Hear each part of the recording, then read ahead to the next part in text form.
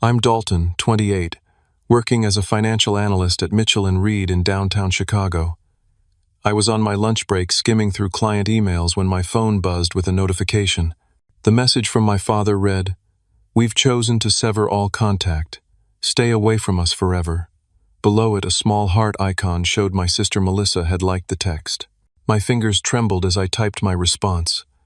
"I'll remove my name from every loan tomorrow."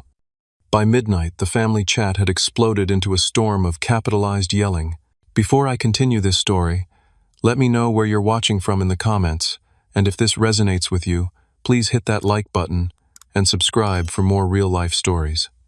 I grew up in Oakwood Heights, a middle-class suburb about 30 minutes outside of Chicago.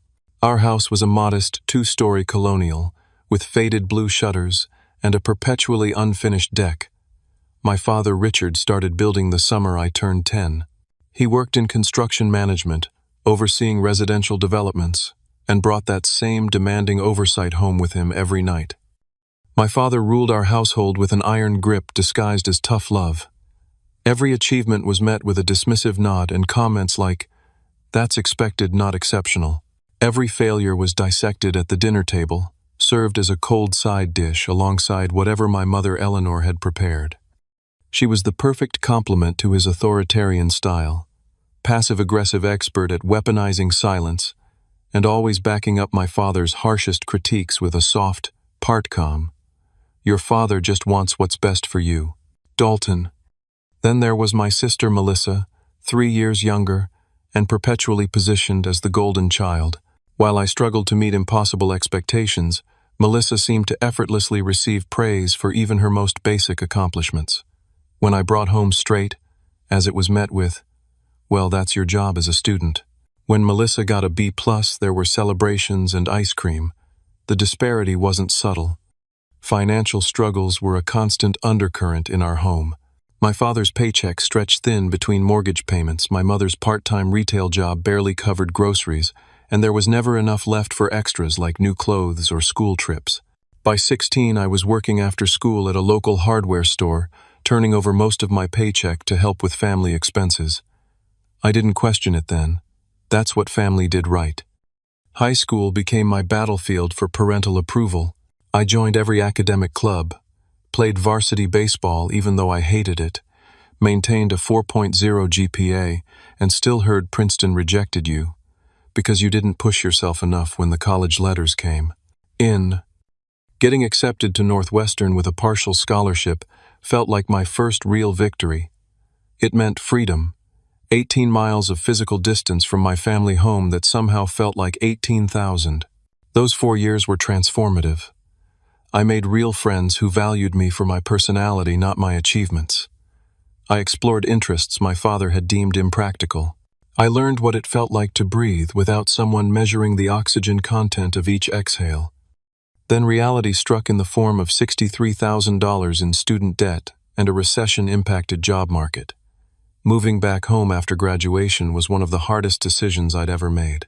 What was supposed to be just 3 months turned into 2 years of stifled independence, renewed criticism, and increasingly uncomfortable financial entanglements. "Dalton, since you're living here rent-free, co-signing Melissa's car loan is the least you can do." This became the first of many financial hooks my family embedded in me. My credit score was excellent. I'd been obsessive about building it during college, knowing it was my ticket to eventual independence. Soon my name was on a home equity loan for renovations, a personal loan for my father's back surgery that insurance wouldn't fully cover, and as guarantor on the apartment Melissa moved into after dropping out of community college.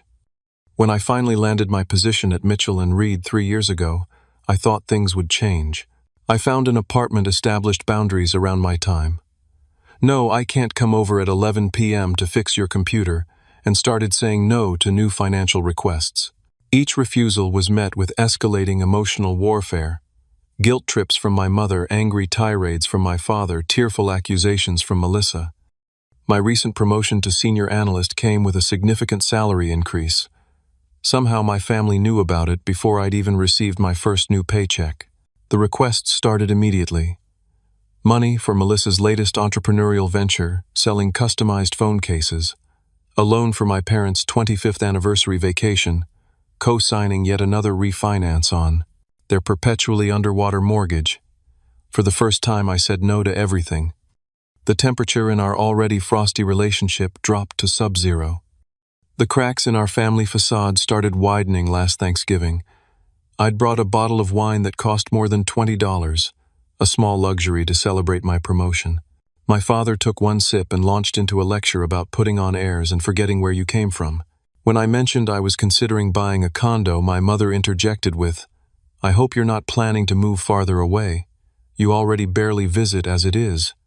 The truth was, I visited every Sunday, without fail, sitting through 3-hour dinners filled with critique and comparison. Each visit left me emotionally drained for days afterward. I'd started seeing a therapist, Dr. Lauren Mitchell, no relation to my firm, who helped me recognize these interactions as emotional manipulation. She encouraged me to establish healthier boundaries, advice that proved impossible to implement without conflict. When I started declining midweek dinner invitations to focus on work, or honestly to preserve my sanity, the guilt offensive began. My mother called daily with medical concerns that mysteriously resolved before I could suggest actual doctor visits. My father sent texts questioning my family loyalty. Melissa showed up unannounced at my apartment, usually when she needed money or a signature on something. The real breaking point came at Easter dinner 2 months ago. Melissa announced she wanted to open a boutique selling locally sourced crafts and needed just $20,000 to secure a lease in an up-and-coming neighborhood. All eyes turned to me expectantly. "I'm not in a position to invest that kind of money right now," I said carefully, keeping my voice neutral. "Invest? Who said anything about investing? We're talking about helping your sister." My father responded, his knuckles whitening around his fork. "I'd pay you back, obviously," Melissa added with an eye roll that suggested the opposite. "I've looked over her business plan," I tried explaining, "and the numbers don't add up. The market research is minimal. There's no clear—" "Oh, listen to Mr. Financial Analyst," my father interrupted. "Too good for honest work now, aren't you?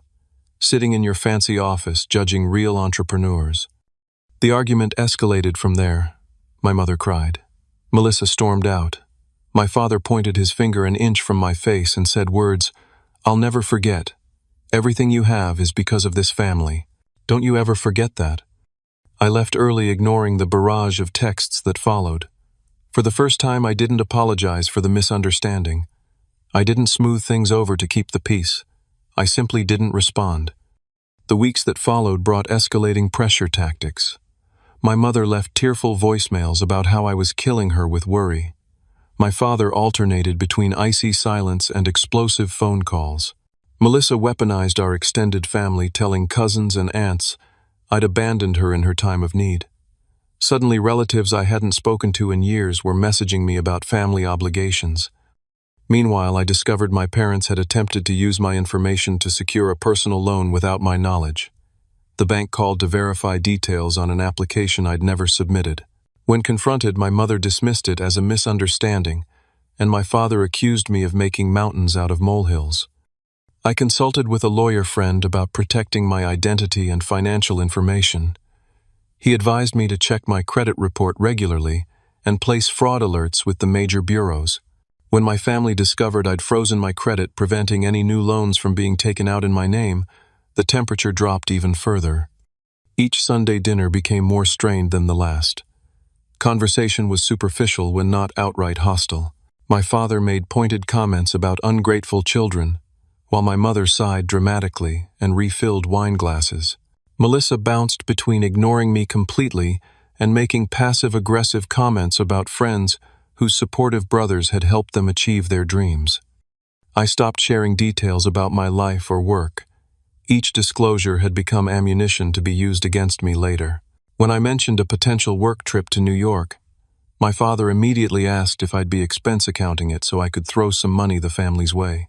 When I talked about a colleague's wedding I'd attended, my mother interrogated me about why I never brought nice girls home anymore, conveniently forgetting how she'd treated my college girlfriend. The Sunday before the text, I'd declined dinner altogether, citing a work project that needed urgent attention. In reality, I was emotionally exhausted and needed one weekend to recover. The barrage of messages that followed ranged from guilt-inducing dad, made your favorite roast for nothing, to outright accusatory. You clearly think you're too good for this family now. I didn't know it then, but I was on the precipice of the biggest family explosion of my life.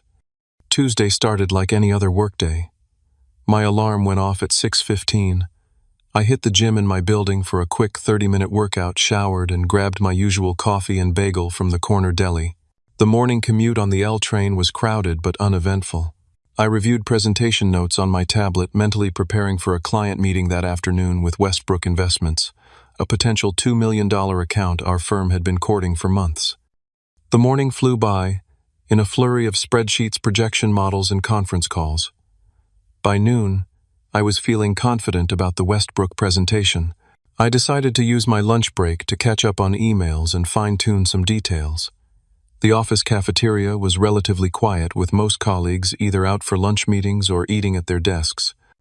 I was halfway through a turkey sandwich, eyes on my laptop screen, when my phone buzzed with a text notification. Assuming it was my colleague James checking in about the presentation, I glanced down casually. The name Dad appeared on my screen, sending an involuntary tensing through my shoulders, a Pavlovian response to years of criticism. We've chosen to sever all contact. Stay away from us forever. I blinked, certain I'd misread. I put down my sandwich and picked up the phone, reading the message again and again. My brain struggled to process the words on the screen. Below the message, I noticed the small heart reaction. Melissa had liked the text. The cafeteria continued its normal hum of conversation around me, but everything seemed suddenly distant, as though I was underwater. My hands grew clammy, heart hammering against my ribs.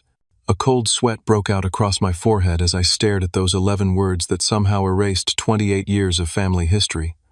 No context, no explanation. Just a unilateral decision delivered via text message during my lunch break on an otherwise ordinary Tuesday. In that moment of shock, my financial analyst brain took over, calculating the practical implications before my emotions could fully engage. Every loan, every financial entanglement, every legally binding document with my name next to theirs flashed through my mind. Without conscious thought, my fingers typed, "I'll remove my name from every loan tomorrow." I pressed send and immediately felt a wave of nausea. I closed my eyes, trying to regulate my breathing as Dr. Mitchell had taught me. In 4 counts. Hold 7 counts. Out 8 counts. By the time I opened my eyes, my phone was lighting up with notifications. My father, you, ungrateful piece of garbage, after everything we've done for you. My mother, Dalton, how could you say such a horrible thing to your father? You know his blood pressure. Melissa, wow, showing your true colors finally. The messages kept coming, each more vitriolic than the last. Threats, guilt, accusations, the family communication playbook deployed at maximum intensity. The dissonance was staggering. They had just told me to stay away forever, but my threat to disentangle financially had somehow crossed an unforgivable line. Dalton, we're up in 5. I looked up to see James standing beside my table, presentation materials in hand, brow furrowed with concern. You okay? You look like you've seen a ghost. Yeah, I'm fine, I lied, quickly gathering my things. Just some family stuff. Nothing important. Somehow I made it through the Westbrook presentation on autopilot. Years of preparation and professionalism carried me through the slides, the questions, the handshakes. Inside, I was unraveling my phone, vibrating continuously in my pocket with the ongoing family meltdown. Back at my desk afterward, I finally scrolled through the messages. 47 texts in the family group chat, ranging from my father's all-caps rage to my mother's emotional manipulation to Melissa's increasingly personal attacks. References to my abandonment of the family, my selfishness, my betrayal. Not once did anyone acknowledge the original message telling me to stay away forever. My desk phone rang, the reception desk. Mr. Campbell, there's a Richard Campbell here to see you. He says it's urgent. My father had driven downtown in rush-hour traffic to confront me at my workplace. The thought of facing him in my professional environment with colleagues and clients nearby sent panic coursing through me. Please tell him I'm in a meeting and can't be disturbed. I managed to say, my voice surprisingly steady. 5 minutes later, my phone rang again. "Sir, he's becoming rather insistent. Security is asking if they should escort him out." The image of my father being removed by security guards was simultaneously terrifying and strangely satisfying. "I'll come down," I said, not wanting to create a scene that would inevitably reflect poorly on me professionally. In the lobby, my father stood red-faced by the reception desk, his construction management clothes, khakis, and a polo with his company logo, conspicuously casual among the suits and ties. "What the hell do you think you're playing at?" he demanded before I'd even reached him, voice echoing across the marble floor. "Let's talk outside," I said, quietly painfully aware of the receptionist's widened eyes. On the sidewalk safely away from my workplace entrance, my father unleashed the full force of his anger. How dare I threaten the family's financial security? How I'd always been selfish and ungrateful. How this temper tantrum would destroy my mother. On and on, a greatest hits compilation of emotional manipulation. "Dad, I finally interrupted you. Literally texted me to stay away forever. What did you expect?" He looked momentarily confused, then dismissive. "That was about Sunday dinner. You've been so difficult lately, we decided it wasn't worth the stress." The casual rewriting of reality left me speechless. That's not what the message said. "Don't be so dramatic. This is exactly your problem, always making everything about you." As he continued his tirade, my phone buzzed with a new notification. A public Facebook post from Melissa. "When your own brother threatens to destroy your parents financially because he's mad about being called out on his selfishness. Some people never grow up." Already comments were accumulating. Sympathetic responses from extended family friends from high school I hadn't spoken to in years, even my mother's church group members. The public smearing had begun. The drive home from work that evening remains a blur in my memory. Traffic crawled along the Kennedy Expressway, while my mind raced through 28 years of family history, re-examining every interaction through this new lens. Had I always been merely a financial resource to them? Had any of the love been real, or was it conditional all along? The questions circled like vultures, picking at my sense of self. I made it as far as my apartment building's underground parking garage before the emotional dam broke. Sitting in my car engine off, I finally allowed the tears to come. Great heaving sobs that left me gasping for breath, hands gripping the steering wheel so hard my knuckles turned white. I cried for the little boy who had tried so hard to earn his father's approval. I cried for the young man who had signed away his financial independence to help the people who should have been protecting him. Mostly I cried for the present-day Dalton, who had somehow become the villain in his own family story. When the worst of the storm passed, I pulled out my phone and called the one person I knew would understand without judgment. "Marcus, I need to talk. It's bad." Marcus had been my roommate sophomore year at Northwestern, and despite our different career paths, he went into software development while I pursued finance. We'd remained close. He knew my family dynamic better than anyone, having witnessed it firsthand during several disastrous campus visits from my parents. "I'm ordering pizza and coming over," he said without hesitation. 30 minutes. True to his word, Marcus arrived at my door with food, beer, and the kind of solid presence that made the apartment feel less empty. I showed him the original text, the explosion that followed, and my father's bizarre appearance at my workplace. "Dude," he said after absorbing it all, "this is next-level toxic." Am I crazy? I asked the question that had been haunting me. Am I the one in the wrong here? "Absolutely not," Marcus said firmly. "They told you to stay away forever, then lost their minds when you took them at their word. That's gaslighting 101. We spent hours analyzing the day's events, with Marcus patiently talking me through each emotional landmine. When my phone continued lighting up with notifications, more family messages, social media alerts, even emails from extended family members who'd somehow gotten involved, he suggested I turn it off completely for the night. "Tomorrow's soon enough to deal with the fallout," he advised. "Right now you need rest." But rest proved elusive. After Marcus left, I lay awake until 3 in the morning, replaying family memories like an investigator searching for clues I'd missed.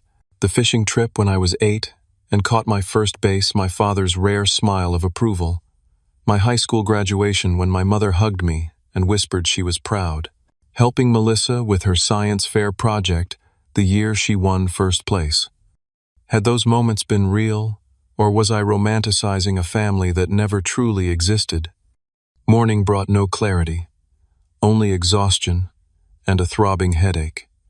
I called in sick for the first time in 3 years, unable to face the professional mask required at the office. Instead, I spent the day methodically documenting every financial connection between myself and my family members. The list was longer than I'd realized. Co-signer on my parents' home equity loan, $35,000 remaining. Guarantor on Melissa's apartment lease, 17 months remaining. Joint holder on a family credit card, $8,000 balance. Co-signer on Melissa's car loan, $12,000 remaining.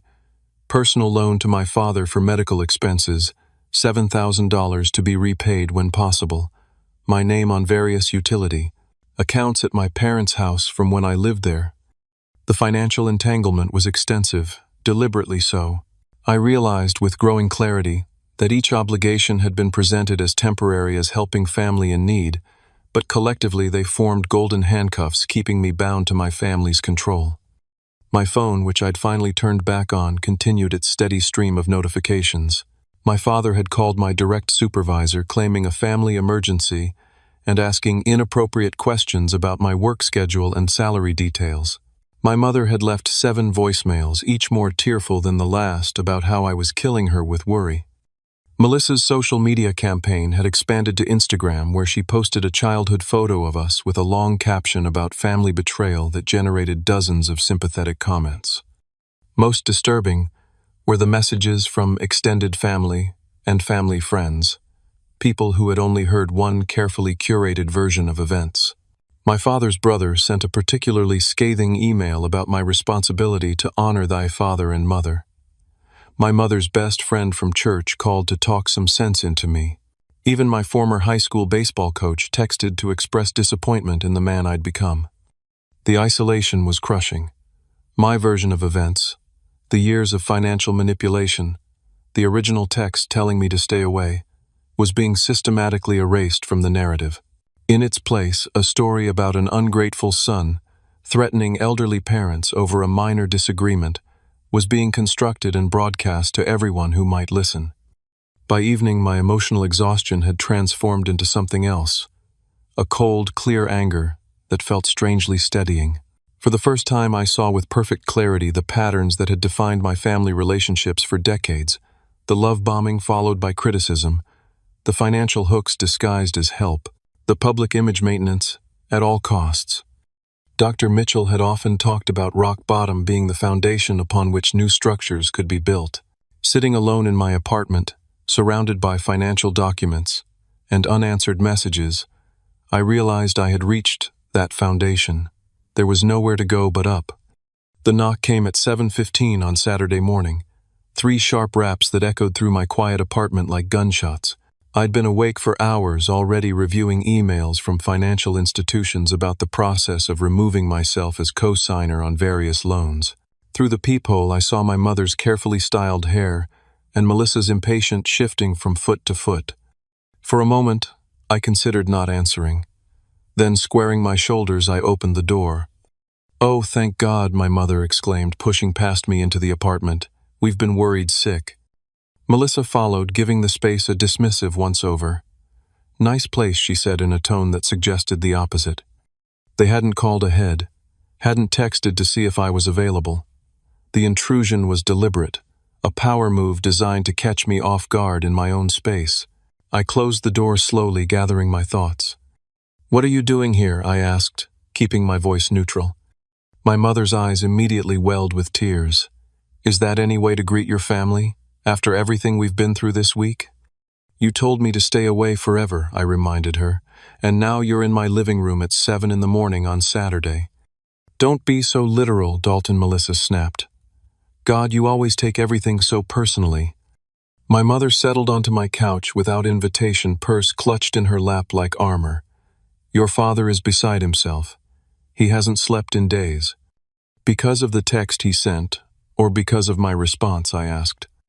"Both, I suppose," she sighed dramatically. "You know how he gets when he's upset. He says things he doesn't mean." I remained standing, unwilling to be physically positioned beneath them, and the part about severing all contact, staying away forever. Did he mean that? Well, you've been so distant lately, my mother hedged. Constantly canceling plans, always too busy for family. What were we supposed to think? The revision of reality was dizzying. In their version, my father's text was a reasonable response to my behavior, not the catalyst for the entire conflict. I felt the familiar pull to apologize, to smooth things over, to accept their version, to keep the peace. The words nearly formed on my tongue before I caught myself. "Why are you really here?" I asked instead. Melissa exchanged a glance with my mother. "We need to discuss the loans," she said bluntly. And there it was, the real purpose behind the early morning ambush. Not concern for my well-being, not a desire to repair family bonds, but panic over finances. "I've started the process to remove myself as co-signer," I confirmed. "The banks have been very helpful." My mother's hand flew to her chest. "You can't be serious. After all we've done for you."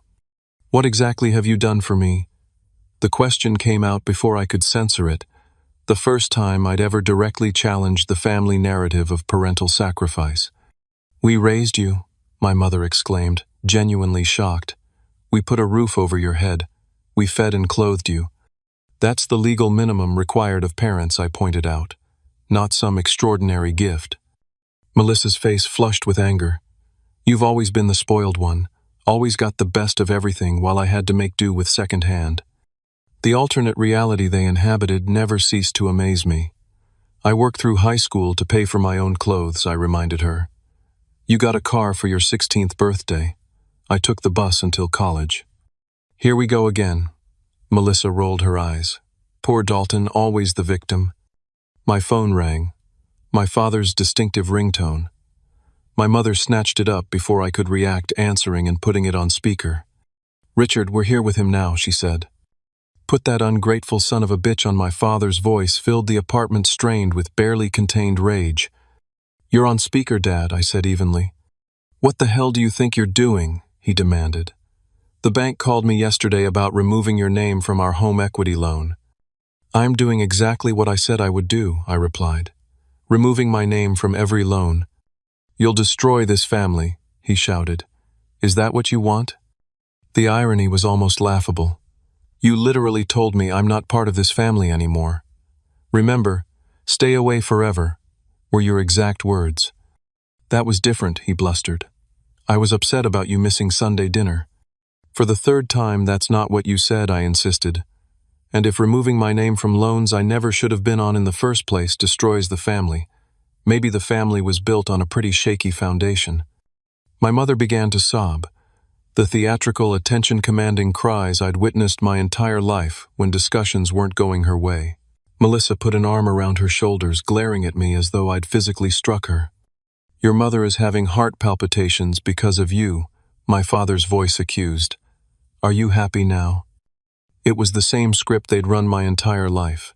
Express displeasure, attack when challenged, then position themselves as victims when held accountable.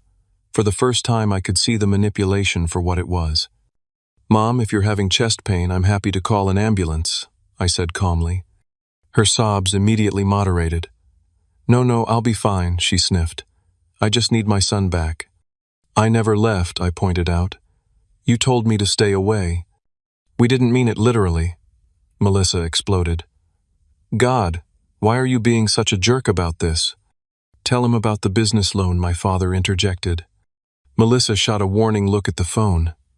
"Dad, not now." "Tell him," my father insisted. "He's already screwing us over, might as well put all the cards on the table." My mother straightened, dabbing at perfectly dry eyes.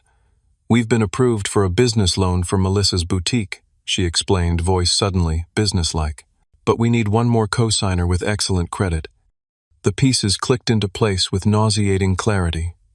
The text wasn't about Sunday dinner or family disagreements at all. It had been a calculated attempt to punish me for refusing the previous loan request, a guilt trip designed to bring me back in line.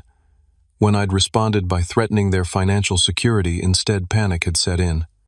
"No," I said simply. "You haven't even heard the terms," my mother protested. It's very favorable, and Melissa's business plan, the same business plan I already reviewed and found fundamentally flawed, I interrupted. With no market research, unrealistic revenue projections, and no contingency planning, there's been some adjustments, Melissa said vaguely. Let me guess. The loan amount has increased. Their silence confirmed my suspicion. How much? I pressed. 50,000, my father finally answered. The location we want has higher potential. The number hit me like a physical blow. They had come to my apartment expecting me to co-sign for $50,000 after telling me to stay away forever days earlier. The audacity was breathtaking. This is why you're here, I said, the realization settling cold and heavy in my stomach. Not because you care about our relationship, not because you want reconciliation. You need my signature on a loan document. Family helps family, my mother insisted. That's what we do. Except when family sets boundaries, apparently. Then they get told to stay away forever. You're twisting everything, Melissa shouted, standing up. You've always been so selfish, Dalton. Always thinking about yourself first. If I'd been thinking about myself first, I never would have co-signed any of these loans to begin with, I replied.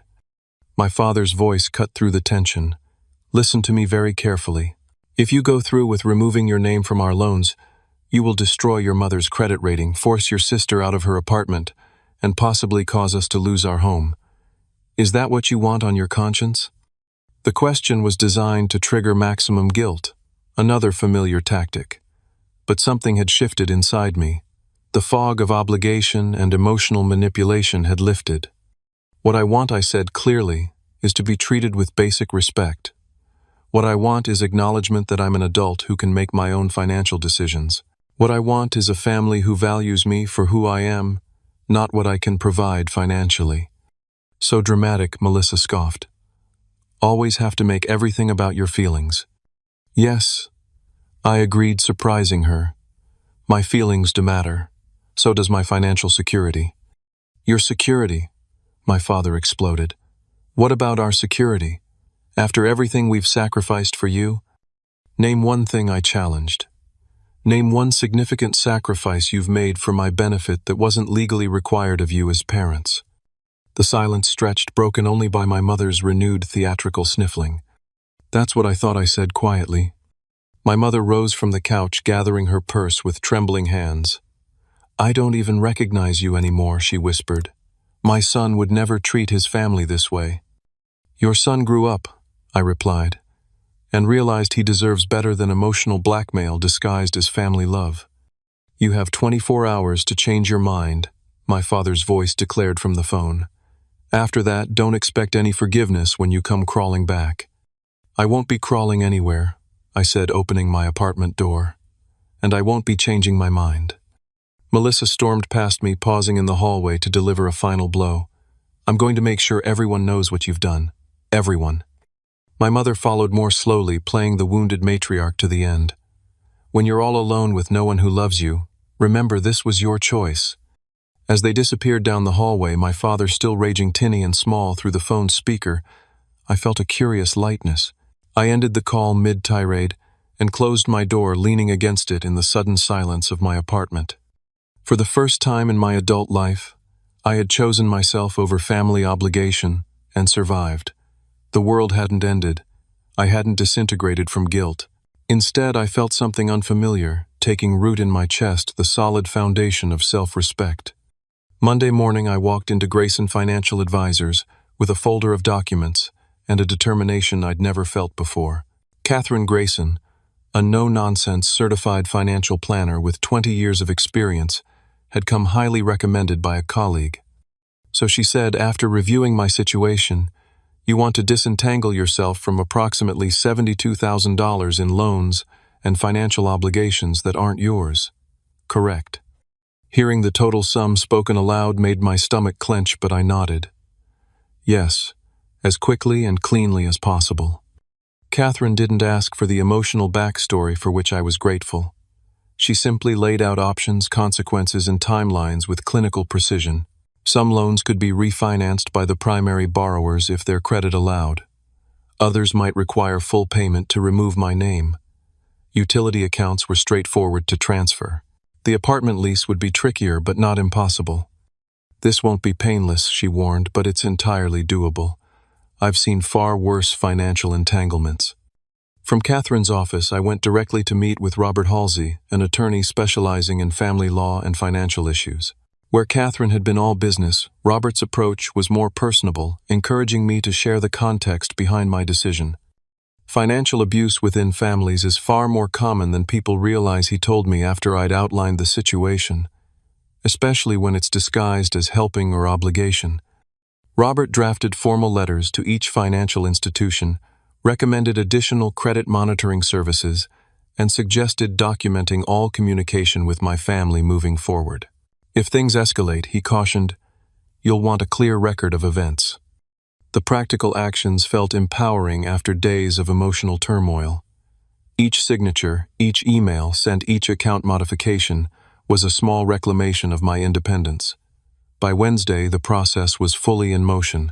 My name had been removed from the utility accounts immediately. The credit card company had frozen the joint account and issued formal notification to all parties. The banks had initiated reviews of the loan cosigner removal requests. My father's response was as swift as it was predictable. The threatening voicemail came Wednesday night. You have no idea what you've started. I built you, and I can destroy you just as easily. Your job, your reputation, everything you think is yours. It can all disappear overnight. Following Robert's advice, I saved the message without responding and documented it in the growing file of family communications. The next morning, I contacted my building's management company to request security camera installation at my apartment door, an expense that seemed justified when I found my car keyed in the parking garage that evening. The word "traitor" scratched deeply across the driver's side door. The police officer who took the report was sympathetically professional. Family disputes can get ugly, he observed, taking photos of the damage. You might want to consider a restraining order if this escalates. Melissa's social media campaign continued gaining momentum, with daily posts about family betrayal and vague references to financial abandonment. She never named me directly, careful enough to avoid potential defamation, but shared enough childhood photos and thinly veiled references that anyone who knew us understood exactly who she meant. Former high school classmates, distant relatives, and family friends left hundreds of supportive comments, most condemning my alleged behavior, without knowing any details. The digital pile-on was painful, but clarifying. Many of these people had witnessed my family dynamic growing up, but had accepted the carefully curated public image my parents had maintained. None had ever seen the controlling behavior behind closed doors, the financial manipulation disguised as generosity, the constant emotional blackmail. Their willingness to condemn me without facts spoke volumes about the effectiveness of my family's image management. What surprised me most was the support that emerged from unexpected quarters. My direct supervisor at Mitchell & Reed called me into his office Thursday afternoon, and I braced for professional fallout from my father's calls. Dalton, he said gravely, I want you to know that we value your work here. Whatever's happening in your personal life, it won't affect your position with us. Relief flooded through me. Thank you. I appreciate that more than you know. Family stuff can be complicated. He continued, looking uncomfortable but determined. My own father was challenging. If you need to take some personal days, just let me know. That brief acknowledgement of understanding meant more than any elaborate expression of support could have. Other small kindnesses followed. James and other colleagues formed a protective buffer during lunch breaks. The building security team began escorting me to my car each evening. My neighbor, a retired teacher named Judith, who I'd barely spoken to before, left a homemade lasagna at my door with a note saying simply, "Tough times require good food." Most surprisingly, my father's sister, Aunt Patricia, reached out via email. We'd lost touch years ago after she'd had her own falling out with my father. Her message was simple but powerful. Dalton, I heard through the family grapevine about what's happening. I've been there. Call me if you want to talk to someone who understands exactly what you're going through. Our subsequent phone conversation lasted 3 hours, filling in family history gaps I'd never known. How my father had financially manipulated their parents before their deaths. How he'd tried the same tactics with Patricia until she'd cut ties completely 15 years ago. The patterns extended further back than I'd realized, generational cycles of control, disguised as family obligation. The guilt fades, she assured me. The freedom is worth it. As the financial separation progressed, I began seeing Dr. Mitchell twice weekly to navigate the emotional aftermath. She introduced me to resources about family estrangement, support groups for adult children of emotionally manipulative parents, and techniques for processing the complex grief of losing family relationships while the family members were still living. "You're mourning the family you thought you had," she explained, "and the family you wished you had. That's a complicated grief many people never fully understand." Marcus remained a steadfast presence, checking in daily and providing normal social interaction when everything else felt chaotic. He also introduced me to his friend Audrey, whose own experience with family estrangement gave her a unique understanding of my situation. "The first 6 months are the hardest," she told me over coffee. "You question everything. Your memories, your judgment, whether you're the crazy one. Then one day you wake up and realize you're breathing easier. The knot in your stomach is a little looser. You laugh at something and don't immediately feel guilty for experiencing joy." Her words offered a glimpse of a possible future I desperately needed to believe in. 4 weeks after my father's initial text, I received formal notification that my name had been successfully removed from all joint accounts and loans. My parents had been forced to refinance their home equity loan at a higher interest rate. Melissa had found a roommate to take over her apartment lease and had moved back in with our parents. The family credit card had been closed entirely. The practical disentanglement was complete, but the emotional aftermath continued. My mother still left voicemails cycling between guilt-inducing pleas and vicious accusations. My father's threats had evolved into ominous silence. Melissa's social media campaign had expanded to include a family healing fundraiser for her boutique dreams, effectively monetizing the conflict. Through it all, I maintained the boundaries Dr. Mitchell and I had established.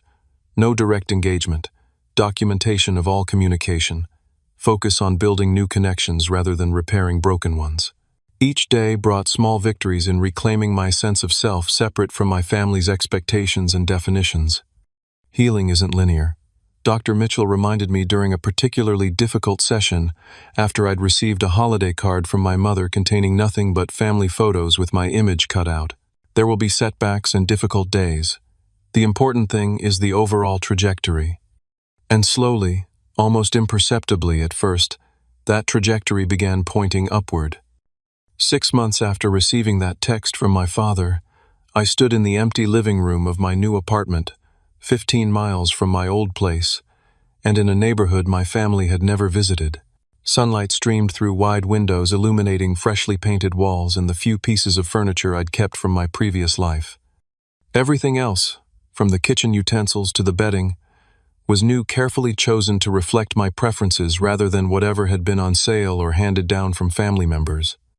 The physical relocation was the final step in a transformation that had begun with that fateful text message. My life had been completely restructured, from my living space to my daily routines to my understanding of what family truly meant. Professionally, the past 6 months had brought unexpected growth. Without the constant drain of family drama, my focus and creativity at work had sharpened considerably. The Westbrook account had been secured, followed by 3 other major clients. 2 months ago, I'd been promoted to team leader with a significant salary increase and greater responsibilities. "Your confidence has completely transformed," my supervisor commented during my performance review. "Whatever personal challenges you were working through clearly led to professional growth." He couldn't know how accurate that assessment was. The skills I developed in setting boundaries, communicating clearly, and standing firm in my convictions had translated directly into leadership capabilities I hadn't known I possessed. My personal growth had been equally profound. The panic attacks that once characterized Sunday evenings, anticipation of family dinner, had disappeared. The constant background anxiety, like static on a radio station I couldn't turn off, had gradually faded to silence. In its place grew a calm self-assurance I'd never experienced before. My phone still occasionally lit up with family contact attempts.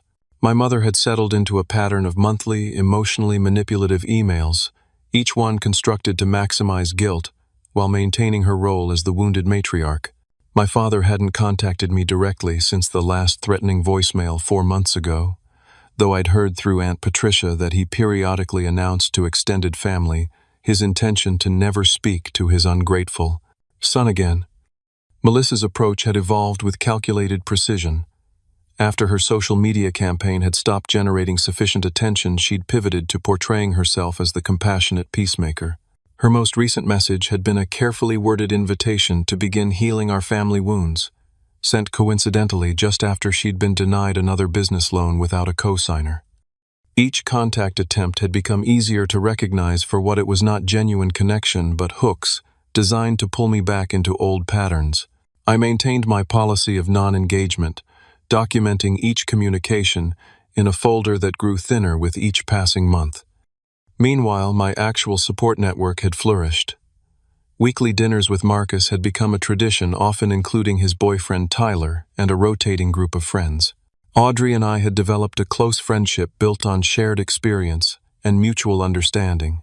My relationship with Aunt Patricia had deepened, filling in missing pieces of family history while creating new traditions untainted by manipulation. Most importantly, I'd begun building what Dr. Mitchell called a chosen family, connections based on mutual respect and genuine care rather than biological obligation or financial entanglement. These relationships operated by entirely different rules than my family of origin had taught me. Disagreements could occur without threats of abandonment.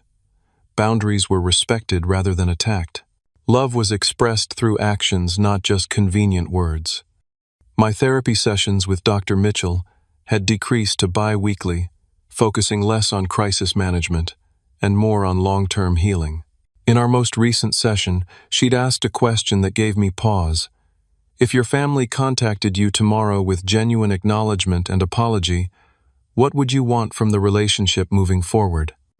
The question had sent me deep into reflection. 6 months ago, I would have desperately wanted reconciliation at almost any cost. Now I recognized that genuine change would require something my family seemed fundamentally incapable of providing: accountability. I'd need acknowledgement of the manipulation, I told her.